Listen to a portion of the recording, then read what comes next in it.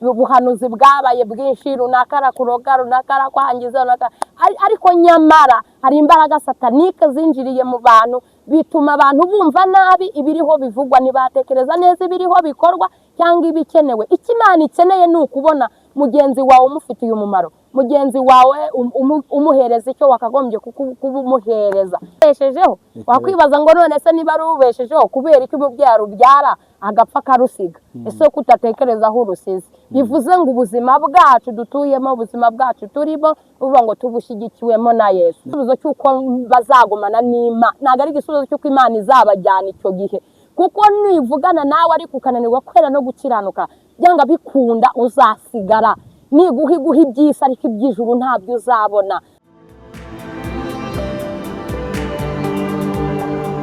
Haleluya.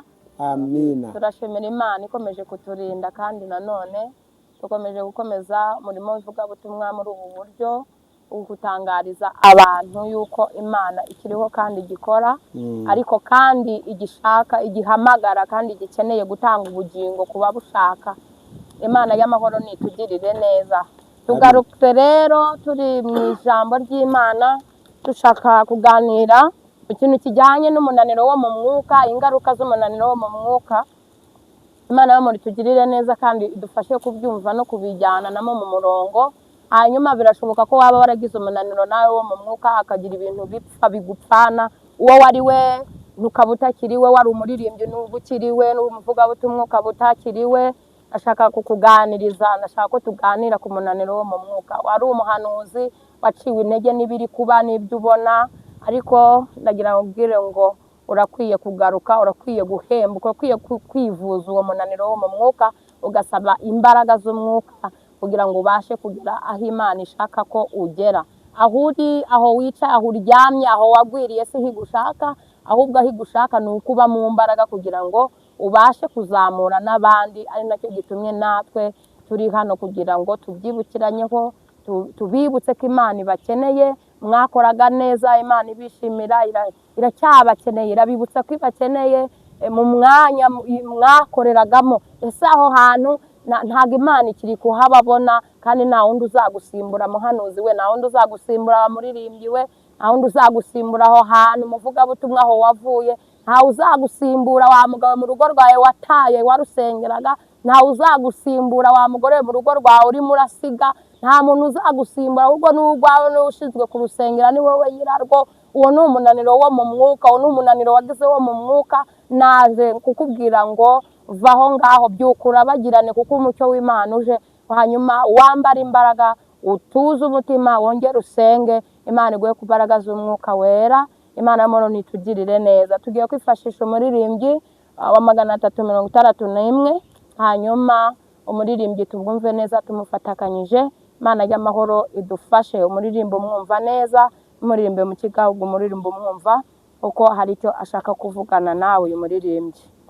Imana itugirire neza.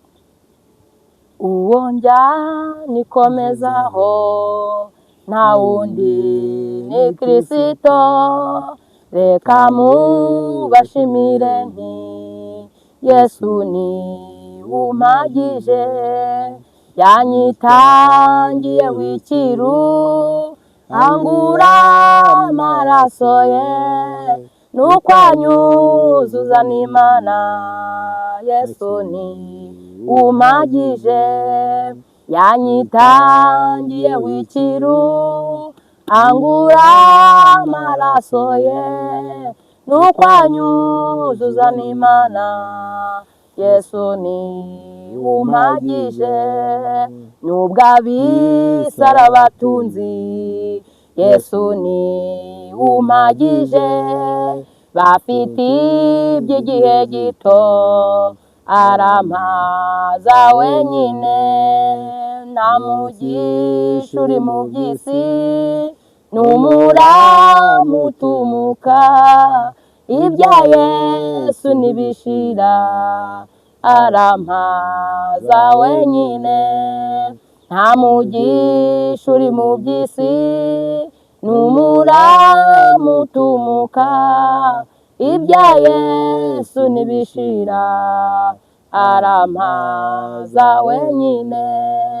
naho naba mu bukene yesu ni umagije naho napfusha ibyo nkunda arampaza wenyine naho imirima yarumba singiri icyo nsoroma naho napfusha amatungo arampaza wenyine naho imirima yarumba singiri icyo nsoroma naho napfusha amatungo arampaza wenyine naho naterwa n'umwanzi yesu ni umagije nzajyanesha kubwa yesu arampaza wenyine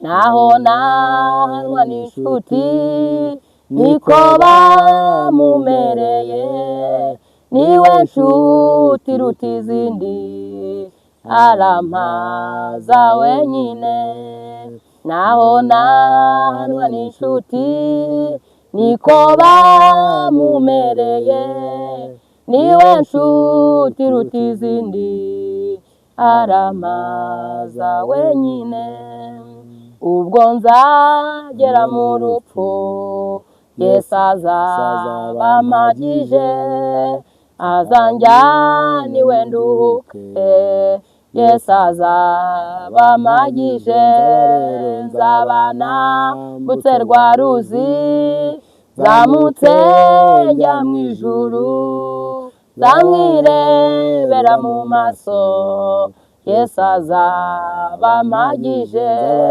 nzaba nambutse rwa ruzi zamutse njya mu ijuru zamwirebera mu maso yesu azaba ampagije haleluya imana ishimwe kandi imana y'amahoro nitugirire neza abantu benshi bahanze amaso nyine ku bintu by'isi bahanze amaso ku bigaragara ariko umuririmbyi we arabisobanura neza yavuze ngo naho naba mu bukene yesu uwe ubwe niwe uduhagije ese wakwibaza ngo uruhinja rubaho rute rutagira inzu ko rutaba rutekerezaho ruzubaka ngo rutekereze ruzaba ese wavuga ngo ni wowe nyirarwo urubeshejeho wakwibaza ngo none se niba rubeshejeho kubera iki umubyeyi arubyara agapfa akarusiga ese ko utatekerezaho urusize bivuze ngo ubuzima bwacu dutuyemo ubuzima bwacu turimo uvuga ngo tubushyigikiwemo na yesu niyo mpamvu ujya kubona ukabona iyo umuntu atangiye kwirata amaboko yatangiye kwishima ibyo agezeho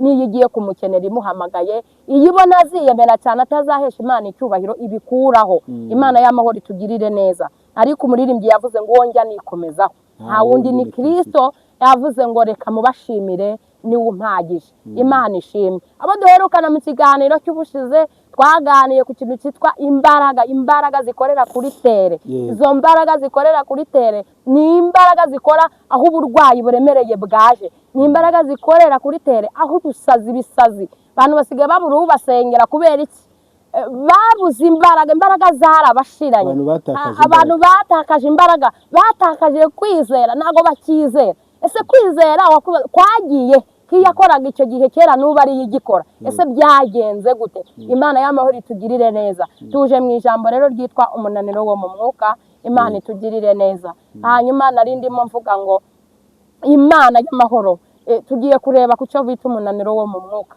ese wowe uhagaze uti tugiye gusoma ijambo ry'Imana umuririmbyi we yavuze ngo uwo nikomejeho nta wundi ni Kristo nta muntu ufite umunaniro wo mu mwuka ukikomeje kuri Kristo abantu bamaze gucogora bagize umunaniro wo mu mwuka abantu baratenebutse abantu bataye ibyiringiro ariko nje kubwira abantu kubongere babyuke barabagirane basaba imbaraga z'umwuka wera bave mu munaniro wo mu mwuka ahubwo binjire mu mbaraga z'umwuka wera babashe kunesha niko umuririmbyi yaririmbye yavuze ngo nzajya nesha ku bwa Yesu kandi azaba mpagije imana y'amahoro nitugirire neza kandi imana niturengere cyane imana idufashe tuje mu ijambo rero mu gitabo cya Samweli hanyuma igitabo cya Samweli ibice ni 2 musomyi wacu agiye kudusomera hanyuma twumve neza amagambo y'Imana ndashaka kuvugana n'abantu biraye ndashaka kuvugana n'abantu basinziriye ndashaka kuganira n'abantu batagisenga wasengaga y'itatu ntukiyashoboye ndetse rwose n'ay'ibiri ntukiyashoboye,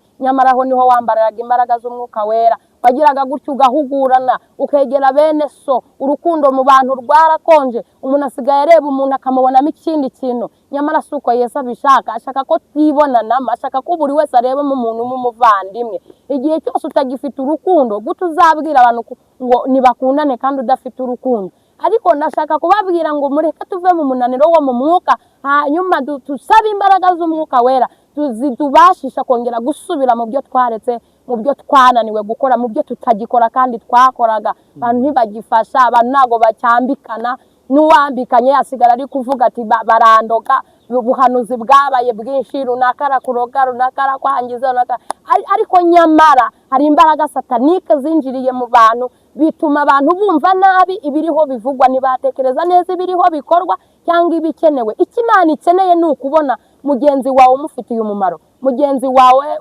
umuhereza icyo wakagombye kuba umuhereza biturutse mu ijambo ry'Imana. Imana itugirire neza. Ntabwo abo turi kuganira banyumva bo mu majyepfo, abajyaruguru, burasirazuba n'iburengerazuba, nababwira ngo abapantekote Imana yavuze ngo igicaniro cye ntigikabure, umuriro ntukabure kwaka ku gicaniro. Navugana n'abantu bahoranye umuriro, bahoraye bacana, bahoze barimbika, bahoze.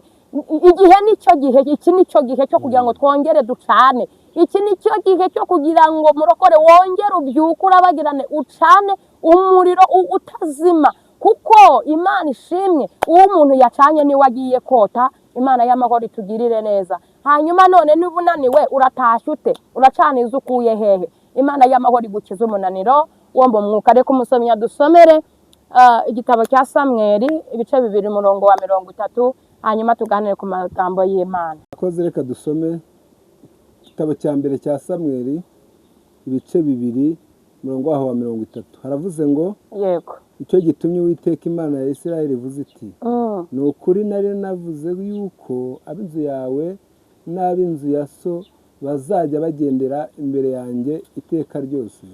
Ariko none Uwiteka aravuze ngo ntibikabeho, kuko abanyubaha ari bo nzubaha, ariko abansuzugura bazasuzugurwa. Imana ni guha umugisha.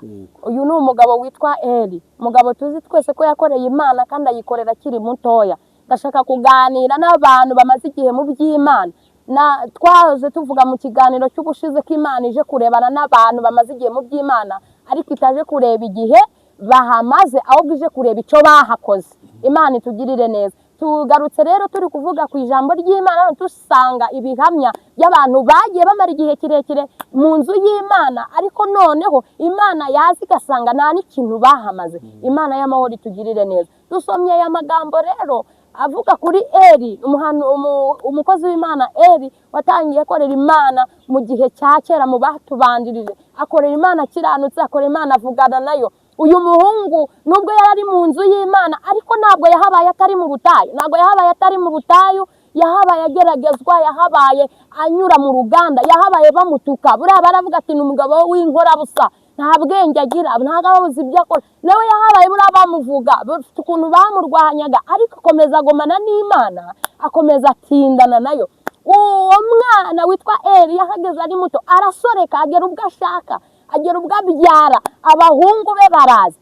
Imana itugirire neza, Imana iturengere. Uyu mugabo witwa Eli agifite imbaraga z'umwuka, yajyaga ahamiriza Abisirayeli ndetse akabatambira ibitambo, Imana ikishima. Ariko ngo amaze kubyara, shaka kuvuga ku cyo bita imbaraga z'umwuka, we araza kuvuga no ku munaniro w'umwuka. Hanyuma igihe kigeze, amaze kubyara aba bana baraza, bazira muri ubu butayu, baza basa nk'aho Imana yavuganye nabo.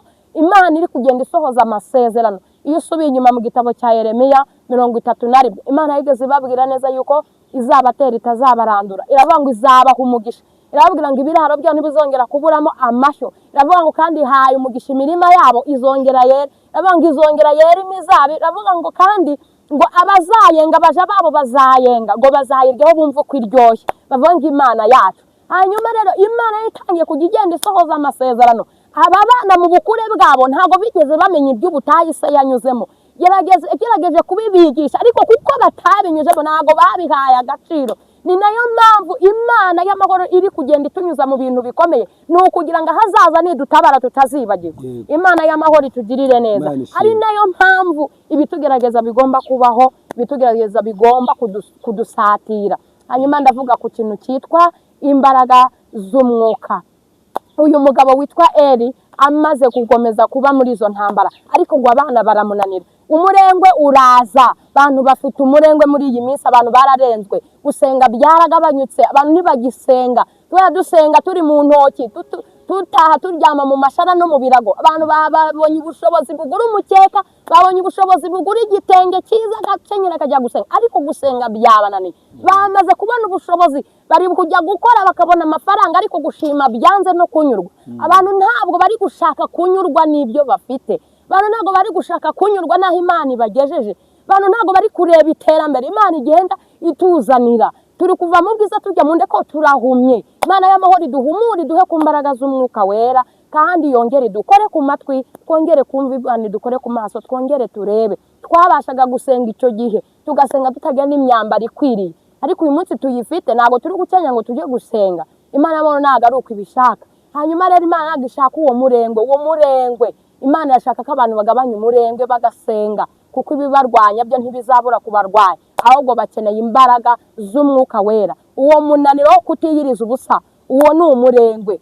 Kuvuga ngo ntabwo nkiyashoboye ayitatu, uwo ni umurengwe. Nyamara ibigeragezo byaguhagurukiye wasenga. Rero ndi kubwira abantu basenge, ibibasengesha bitari byaza. Imana y'amahoro itugirire neza.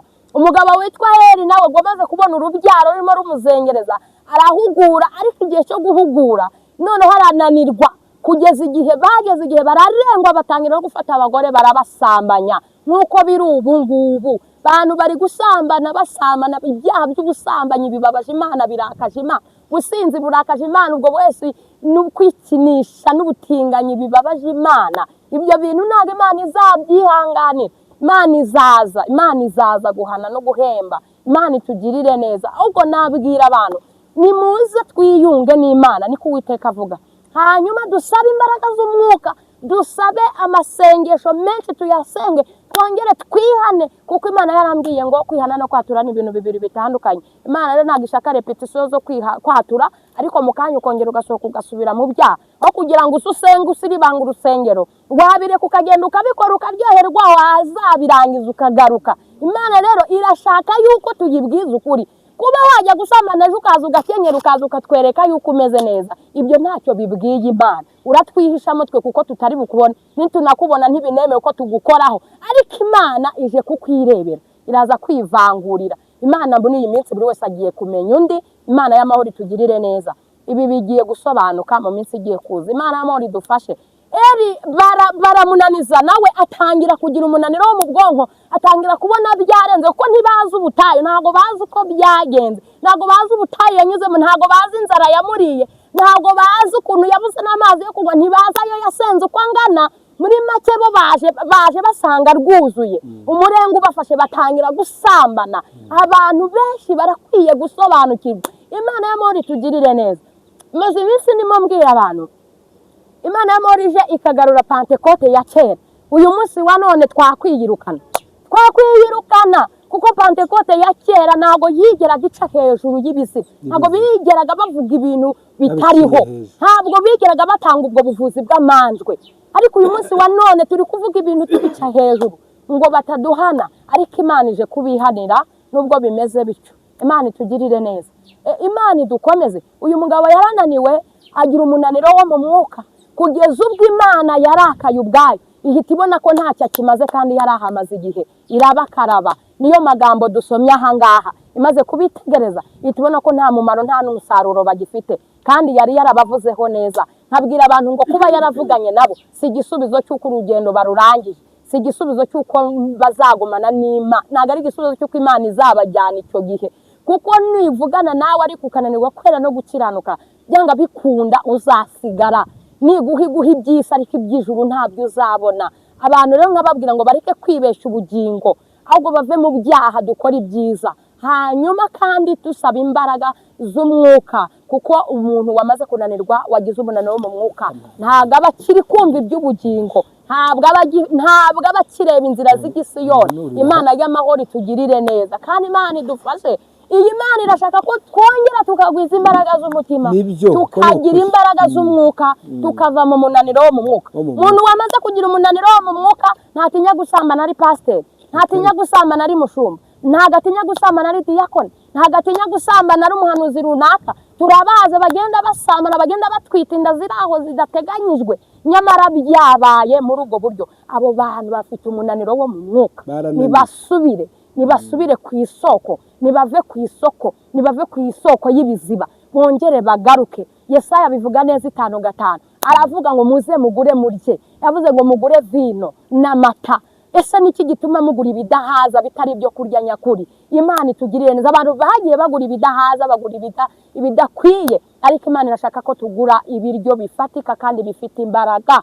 Hanyuma Imana y'amahoro narimvuze ngo idukize umunaniro wo mu mwuka. Amina. Imana y'amahoro idukize umunaniro wo mu mwuka. Abanyumva, abambonye bwa mbere, abanyumvishe vuba, abambonye uyu munsi, narindimo mvuga ngo twese duhurire ku gakeka, dusenge twongeye tubwire Imana ngo Mana twarananiwe. Imana irashaka abantu baca bugufi, Imana ishaka abantu boroshya ubuzima, tukareka irari ry'ibyisi. Bantu bahungiye ibigeragezo mu byaha, nyamara n'ukuri Imana irashaka ko duhungira ibyaha mu bigeragezo, kuko Bibiliya iravuga ngo ushaka kumukurikira yiyanga yikorera umusaraba. Bantu barambiwe kwihangana, bahungiye ibigeragezo mu byaha. Imana rero irashaka gutanga imbaraga, iracyari ku ntebe y'imbabazi. Umuntu wese wananiwe ntago afite ubugingo igihe atarongera ngo agaruke asaba imbaraga z'umwuka. Eri Imana yamusezereye nabi n'urubyaro rwe. Hepfo hari amagambo avuga ngo ni ukuri mu byiza navuze ku Bisirayeli, mwebwe aho bazaba basekera muzaharirira. Niko amagambo avuze. Hari abantu bagiye kwishimira mu nzu y'Imana bakoze ibyo kwera no gukiranuka, abandi bahababarire kuko bavangavanze iby'Imana. Abandi banyaze uruzabibu rwa Naboti, abo nabo Imana iraje ije gusobanura ibintu. Njye sinabisobanura ko ntabyo nshoboye, ariko iri muri twe iri mu ijuru ireba kandi itanga itimana. Ije kudestai, izo bifodesta, izi kunemo, neka kuzevodesta, ije kubyicagurira. Imana ije kubyicagurira. Imana ibaha umugisha. Dusoreje ahangaha, ariko we warunaniwe, we warukomeretse, we wumvaga ubivuyemo, wowe umaze igihe ubivuyemo, nari nkubwiye ngo garuka, byuka, urabagirane, kuko umucyo w'Imana uziye buri muntu wese uhagaze neza kandi ufite intego yo kuba mu mbaraga z'umwuka. Imana y'amahoro ibamera umugisha. Reka nsengane n'aba bantu bari bananiwe, dusenge tubwire Imana ngo Mana none turagarutse.